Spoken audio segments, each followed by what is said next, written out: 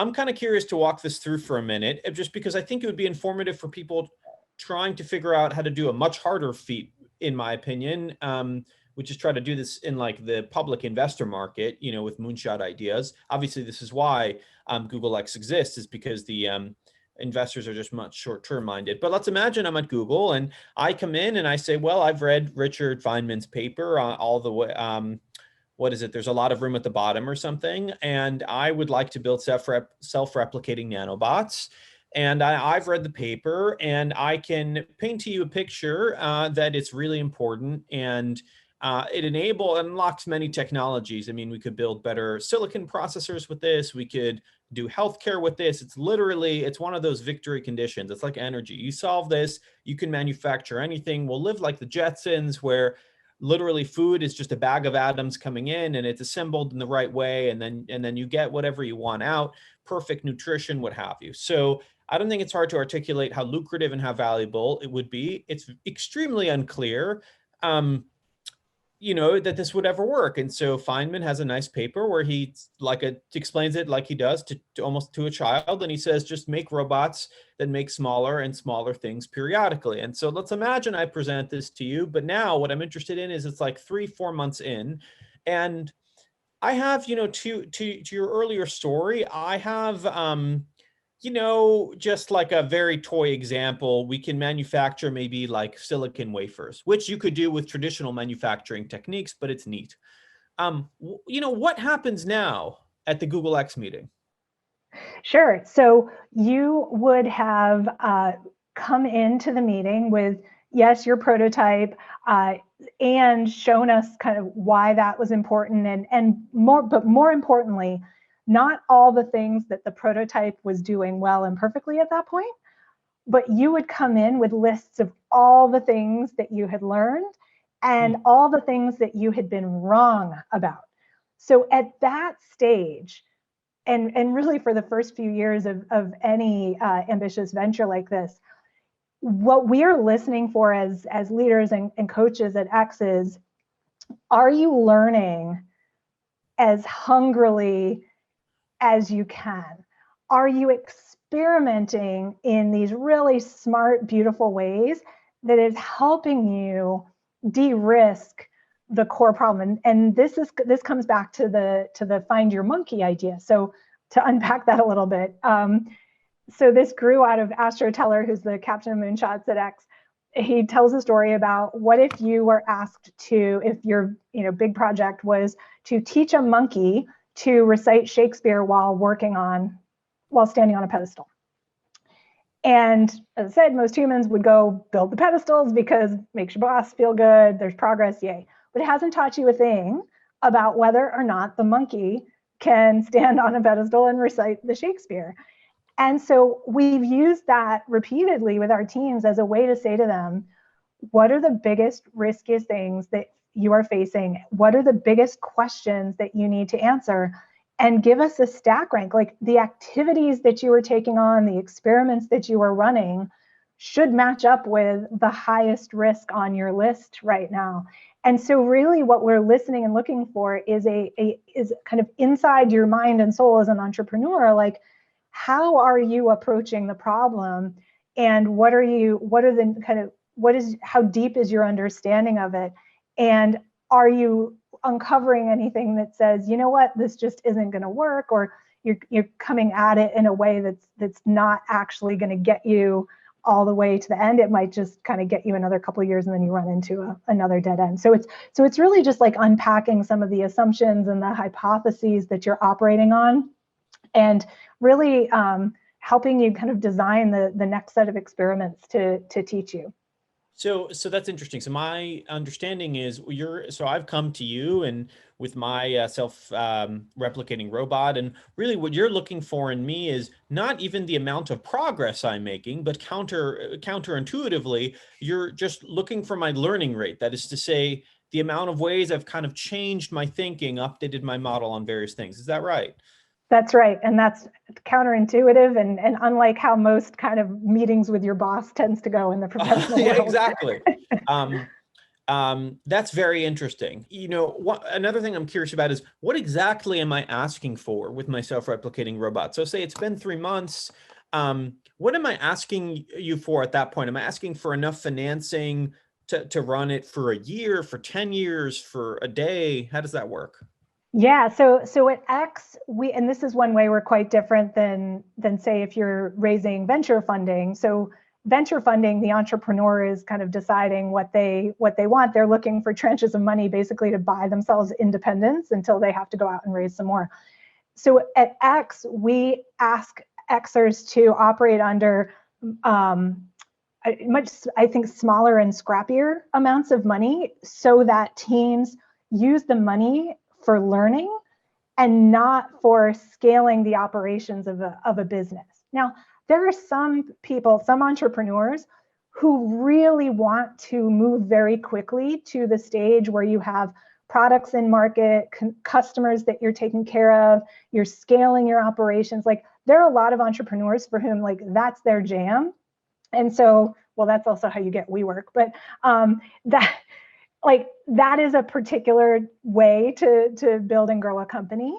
We tend to push our entrepreneurs at X to stay in a much smaller, scrappier, learning-focused, tech journey-focused mindset for longer. And we trust that when we've found that idea, that grand slam potential idea that we want to pour money on, heck, you're at Alphabet, like the money's going to show up. So I can give you an example of this. Is we have a team that's working on something related to the future of hearing, and the lead of that project actually worked through, I believe, 35 different iterations of a moonshot idea. I don't know if they were all in hearing, but like at the end, like we now have a project that we are proud to call, the NX project, and now he's getting, bits more money. And over time, as the confidence grows, then more money shows up and you graduate and become another bet. But we found there's so much inefficiency in large teams. Like once you start getting, well, I mean, you felt it as a leader, right? Like 3, 5, 8 people, like you can move really fast, almost like one brain. You start getting north of 10, 20 layers of communication, infrastructure, creep in, you go north of 20, 30, like you're adding more and more layers. And that's all a distraction from kind of that cracking that core problem. So we try to keep the team small so that we can be as efficient as possible. And I presume, of course, the strength of Google is, I want to make sure you're correcting me here. Suppose I come to you and I say, I mean, the team we're 3 people here, but we do need, $5 million, $10 million, because we have to buy some parts or whatever. How do conversations like that work where it's, very high upfront investments to get to any experiment validation? Yeah, I mean, early, so we have lots of different stages of the pipeline. I think the earliest stuff, like the sort of 2 physicists and a dog, like you're probably talking some, tens of thousands of dollars, maybe low hundreds of thousands of dollars. And then as you get a little bit more learning and a little bit more, confidence in the idea, going from hundreds of thousands to small millions of dollars, like that happens. And so we have conversations at all those stages. And now you can see by the investment we've made in Loon and self-driving cars and others, there are, plenties of millions of dollars available. The scrappiness drives creativity. And that constraint, I mean, everyone's going to complain about it. Like I've never seen an entrepreneur, not complain about the amount of money they've been given, but that constraint forces focus and creativity, even if it's a bit jarring to be that scrappy at a world $1 trillion company. 100%. Are renders or kind of photoshopped images, movies, is that ever used and indeed expensed on to create a sense of what this could become, or is everything in just words? Oh goodness, we have one of the best prototyping labs in the world. In fact, we just a few weeks ago put up a video on our YouTube channel inside the design kitchen is what we call it. And so Joe Sargent is a former Mythbusters stunt guy who now runs the design kitchen. And in the design kitchen, we have all manner of tools for prototyping and exploration. and our building, which, due to the pandemic, only small numbers of people can get into now. We have, laser labs and, bio labs, and we have for lots of like low pressure, high pressure chambers, like all the goodies that you would want if you're making things that are not just software.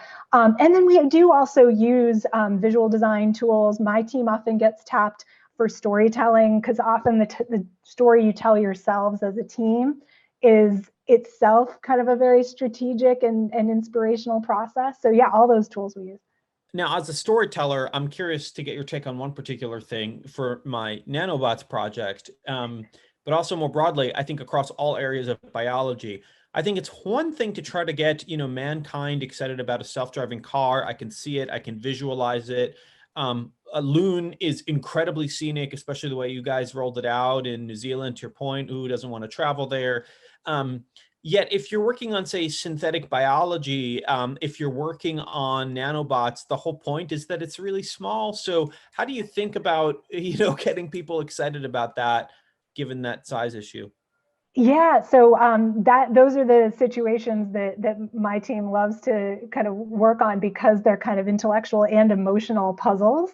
My deep belief is that moonshots are built not just with heads, but with hearts.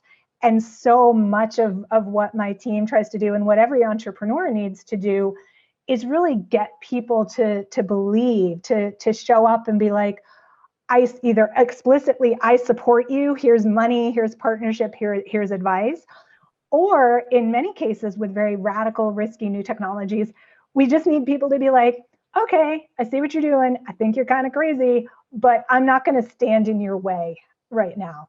And we've seen things cut both ways, honestly, with X. Anyone who remembers Glass, which I worked on quite a lot, both in iteration 1 and iteration 2 more recently.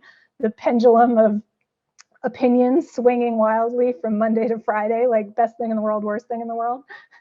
But right. So Glass, obviously very visual. I guess that's the whole point. Still to date, I think one of the best, product for that original video with a cyclist, with the bike rider. But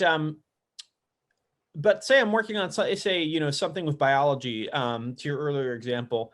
I mean, what would be your recommendation to me? I mean, should I make these animated renders of like cells moving? Is that exciting? How would you convey it? Yeah, so I always start with, who is the audience you are trying to reach? Because if you are talking to an investor, that is a very different audience. Even an investor with deep life sciences or biotech experience, it might be an investor with a PhD in the field that you're working in, and they already know the science. Or it can be an investor with industry experience, where they're kind of, just having faith that the science will work out, and you seem like a smart person, so great.